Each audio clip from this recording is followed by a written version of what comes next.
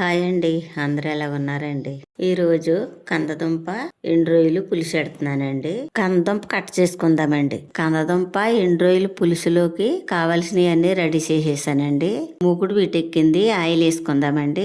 Oil వీటెక్కింది. కొంచెం పసుపు, కొంచెం సాల్ట్ వేసుకుని రొయ్యలు వేసుకుందామండి. రొయ్యలు వేగిపోనియండి. కట్ చేసిన ఉల్లిపాయలు, పచ్చిమిరపకాయలు వేసుకుందామండి. ఉల్లిపాయలు చక్కగా మగ్గినాయండి. కట్ చేసిన కందదుంప ముక్కలు వేసుకుందామండి. పసుపు, కారం, రుచికి సరిపడగా కళ్ళుప్పు వేసుకుందామండి. ఉప్పు, కారం కంద ముక్కలను బాగా పట్టేలా కలుపుకుందామండి. కొంచెం నీళ్లు పోసుకుందామండి.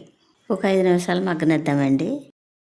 కూర చక్కగా మగ్గిందండి. ఇప్పుడు చింతపండు పులుపు వేసుకుందామండి. 10 నిమిషాలు మగ్గనిద్దామండి. కందదుంప ఎండ్రోయిల పులుసు రెడీ అయిపోయిందండి. కొంచెం కొత్తిమీర వేసుకుందామండి.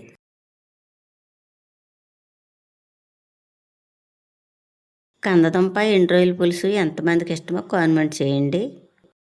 కందదుంప చాలా బాగా ఉడికిందండి.